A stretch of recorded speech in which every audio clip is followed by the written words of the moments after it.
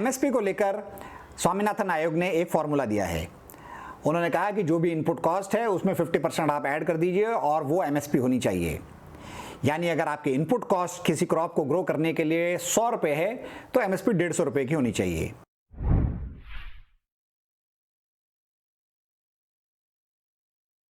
नमस्कार and welcome to कानूनन।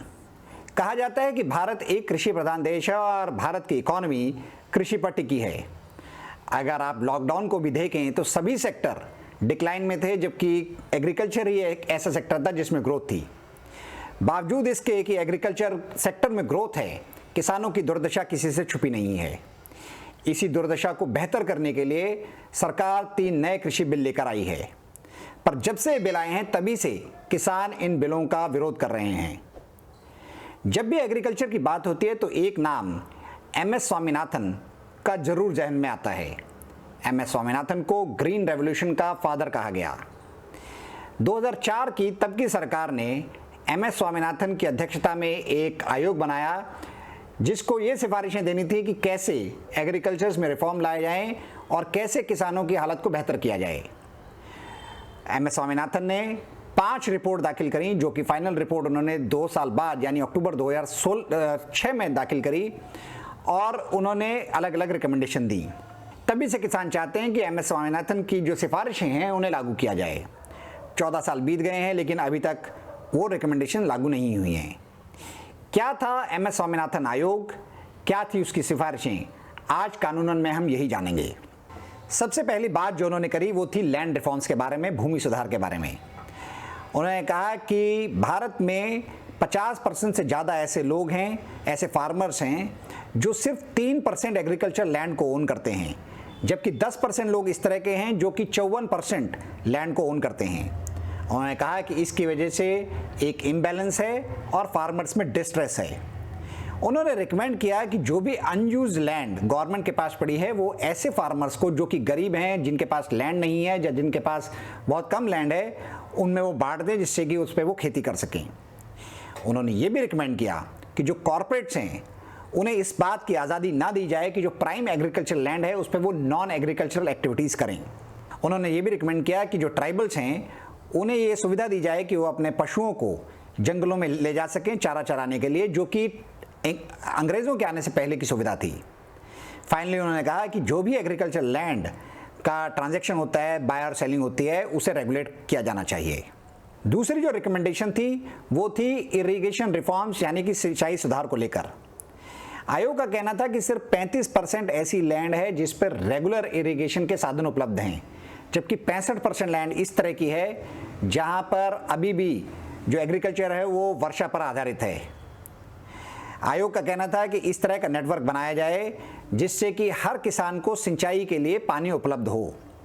आयोग ने बहुत ज़्यादा एम्फेसिस रेन वाटर हार्वेस्टिंग पर भी रखा, पर 14 साल बाद भी हमने इस तरफ बहुत ज़्यादा सरकारों के कदम नहीं देखे हैं।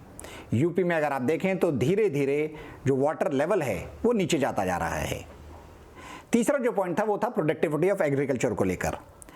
आयोग ने कहा कि भारत में जो प्रोडक्टिविटी है वो और देशों के मुकाबले काफ़ी कम है। आयोग ने धान का एग्जाम्पल लेते हुए कहा कि भारत में तकरीबन 3000 किलो पर हेक्टेयर धान उत्पाद किया जाता है, जबकि चाइना में ये 6300 किलो है और जापान में तकरीबन 6500 किलो है।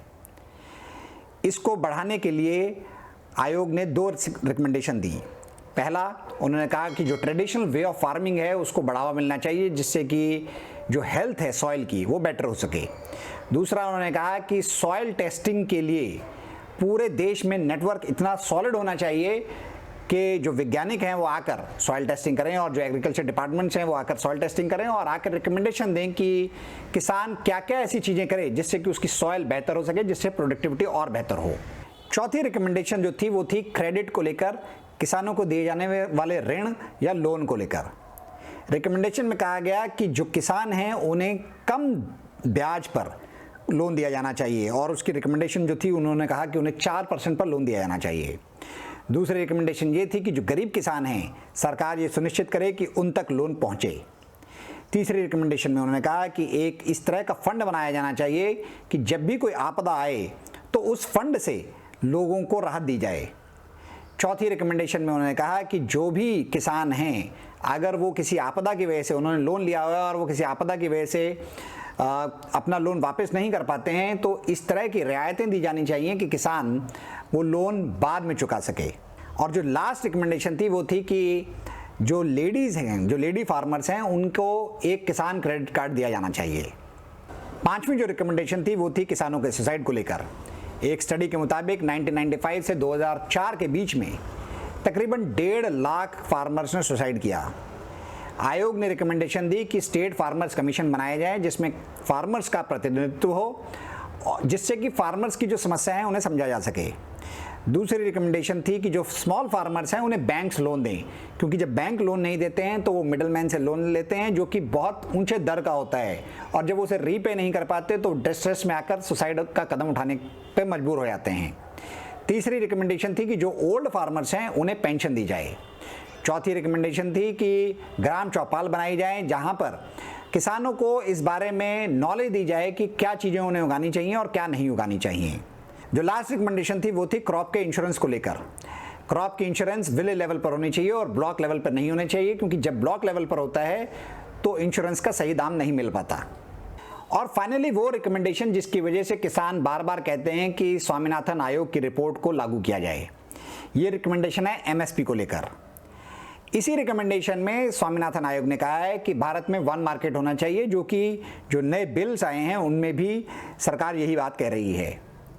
लेकिन स्वामीनाथन आयोग ने कहा है कि जो मंडीज हैं उन्हें और मजबूत किया जाना चाहिए, जिससे कि जो भी प्रोड्यूस मार्केट में आ रहा है, जो भी प्रोड्यूस मंडीज में आ रहा है, वो सिर्फ लोकल लेवल पर ना बिके, वो पैन इंडिया बिके और इंटरनेशनल लेवल पर भी बिके।